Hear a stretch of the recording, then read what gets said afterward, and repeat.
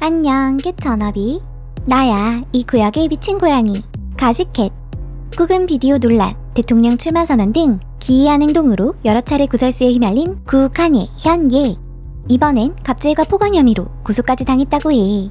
어머니의 이름을 따서 만든 기독교 학교에서 고소라니 도대체 무슨 일인 걸까?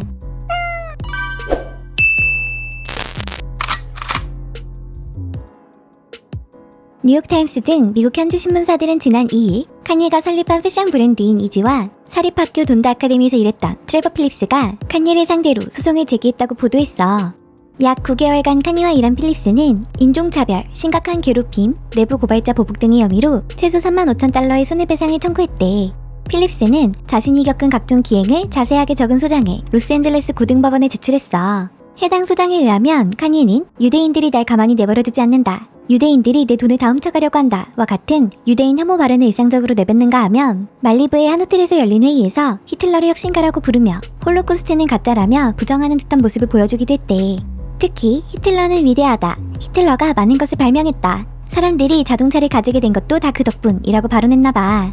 칸예가 필립스에게 보낸 문자메시지 중에는 난 완전히 히틀러 수준의 작업을 하고 있어, 가스실만 빼고 라는 경악스러운 내용도 있었지. 그런가 하면 칸예는 돈다 아카데미 학생들에게 공공연하게 자신이 백인 여성들과만 데이트하는 걸 좋아한다 라든지 학생 2명에게 머리를 삭발하라며 학교에 감옥을 만들어 너희를 가둬버리겠다 같은 부적절하고 폭력적인 말을 하기도 했대. 해당 발언에 스태프들은 재빨리 아이들의 주의를 분산시키고 방에서 나갈 수 있도록 했다네. 또 종종 학생들이 들을 수 있는 거리에서 증오, 반유대주의, 반-LGBTQ+를 주장하는 이야기를 했다나봐.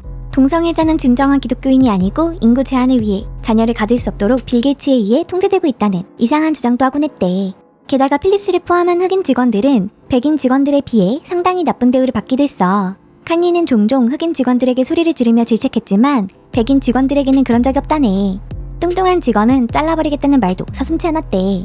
그런가 하면 칸예는 직원들에게 성 파트너의 누드 사진을 보여주거나 침대에 누워 부적절한 듯한 행동을 하며 예전엔 매일같이 난교를 즐겼지만 최근엔 자기 위로만 한다는 발언을 하기도 했다네. 그 밖에도 건설 경험이 없는 필립스에게 허가도 없이 위험한 전기 작업과 개조 공사를 하라고 명령하기도 했지. 결정적으로 필립스가 소송을 제기하도록 만든 사건은 작년 5월에 일어났어. 돈다 아카데미의 주의 예배 중에 칸예가 100여 명의 사람들 앞에서 필립스를 해고하겠다고 발표를 하며 수치심을 준 거야. 필립스가 관리하는 정원이 마음에 들지 않는다는 이유로 F워드를 섞어가며 큰 소리로 비난했대. 넌 해고야, 여기서 꺼져 라고 했다네. 그러더니 얼굴에 주먹을 날리겠다 라며 슈퍼마리오 축하 댄스를 따라추더니 공중에 뛰어오르며 슈퍼마리오가 허공에 주먹을 휘두르는 동작을 따라했대. 그러더니 갑자기 또 다른 삶이라면서 한 번 더 기회를 준다 라고 했다나봐. 필립스는 소장에 존경하는 사람을 위해 일하고 싶었던 꿈이 짓밟혔다 라며 칸예는 스스로를 왕이나 신으로 생각하지만 실제로는 주변 사람들을 정서적으로 학대하고 통제하려고 하는 폭군이자 독재자라고 묘사했어. 필립스의 딸과 남동생도 돈다 아카데미 학생이었대. 필립스의 변호사는 이 소송을 제기함으로써 상처받은 고객의 권리가 입증되길 바라며 차별, 반유대주의, 히틀러 사랑을 설교하는 유명한 예술가 웨스트 씨의 메시지는 이 세상에 설 자리가 없다는 점을 이해하기 바랍니다 라고 설명문을 통해 밝히기도 했어. 현재 칸예의 돈다 아카데미는 문을 닫은 상태라고 해. 칸예는 히브리어로 인스타그램에 사과문을 올렸다 삭제했어.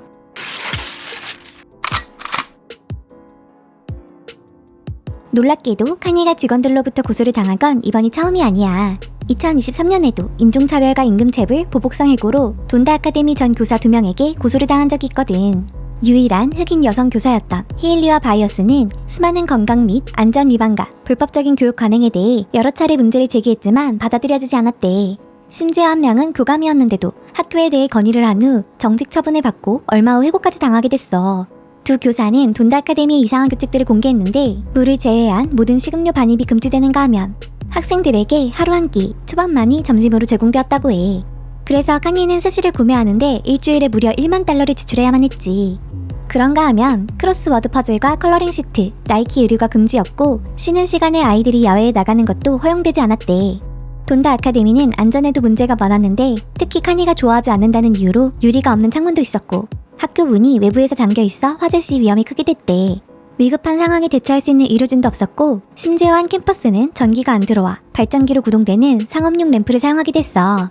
또 반유대주의적 발언으로 아디다스와 갭 파트너십을 잃기 전에는 학생들이 검은 옷이나 칸예가 디자인한 이지나 갭 브랜드 옷만 교복으로 입을 수 있는 규칙도 있었다네.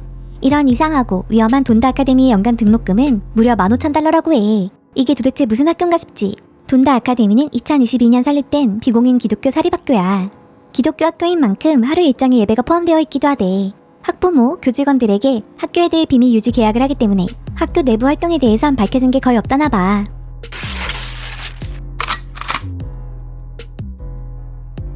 이상하고 기이한 행동을 많이 하는 칸예지만 유난히 성적인 것에 집착하는 듯한 모습도 자주 보여. 2022년에는 부적절한 영상이 올라와 화제를 모았지. 아디다스 임원들로 추정되는 사람들과 회의를 진행하던 칸예가 갑자기 본인의 스마트폰으로 성인 영상을 틀어 공유하거든. 칸예는 임원 중 한 명의 목소리가 해당 영상 속 배우의 목소리와 비슷하다며 갑자기 영상을 보여준 거야. 임원 1이 이거 성인 영상인가요? 라고 물으며 당황하는 모습이 다큐멘터리에 그대로 노출됐지. 칸예가 그렇다고 대답하자 임원 1은 몹시 혼란스러운 기색을 내비쳤지만 칸예는 굴하지 않고 스마트폰을 임원 1의 얼굴에 더 가까이 갖다 대주었어. 이전에 칸예가 아디다스 측이 이지를 카피했다고 주장했기 때문에 본인이 아디다스로부터 받았던 부당한 대우를 배신하는 내용이 들어간 성인 비디오에 빗대어 표현을 했던 것 같아. 불편했던 상황이 끝나자 칸예는 당신이 느끼고 있는 극도의 불편함이 바로 정확한 포인트다 라며 누군가가 누군가의 아이디어와 창작물을 훔치는 것은 그의 아이를 훔치는 것과 같다. 이 창작물들은 마음속에서 자식과 다름이 없는데 당신은 그걸 유기한 것이다 라는 이침을 날리거든. 의도적으로 상대방을 불편하게 만드는 일종의 비즈니스 파워플레이였다는 거야. 물론 대중들의 반응은 좋지 못했어. 오히려 칸예의 성인 영상 중독증만 화두에 올랐지. 2019년 칸예는 미국 대통령이 되는 꿈과 정치적 신념 등을 허심탄회하게 인터뷰한 적이 있어. 해당 인터뷰에서 본인이 겪고 있는 성 중독증과 성인 영상 중독증에 대해서도 털어놓았지. 칸예가 고작 5살이었을 때 아버지의 플레이보이 잡지를 처음 보게 됐고 이 잡지로 인해 성인 영상 중독증이 시작됐다고 해. 5살 때부터 이 중독증은 아무 때나 나타났는데 그때마다 안 된다고 충동에 참아야만 했대. 나중에 어머니가 돌아가신 후에는 영상 중독증이 성 중독증으로 발전해 자아에도 큰 영향을 미치게 됐지. 하지만 칸예는 신을 통해 자신을 통제하는 법을 배우며 중독을 극복했다고 밝혔어. 그래서 지저스 이즈 킹 앨범 제작 당시 팀원들에게 일에만 집중하기 위해서 제작 기간 동안에는 혼전 성관계를 가지지 말라고 한 거라고도 말했지. 함께 기도를 해야 능력이 배가 된다는 게 이유였어. 이처럼 중독의 역사가 꽤 긴 만큼 많은 자료가 칸예의 심각했던 중독증을 뒷받침하고 있어. 2020년 말 프로듀서 겸 배우 켄야 무어는 칸예와 어색했던 데이트에 대해서 이야기했지. 운명적이었던 저녁 시간이 칸예의 집에서 이상하게 변했다나 봐. 켄야는 집에서 길을 잃었고 어디선가 나는 소리를 따라갔는데 TV에서 아주 노골적인 영상이 나오고 있었고 칸예는 그걸 보는 중이었대. 그렇게 둘의 데이트는 하루 만에 끝났다고 하네.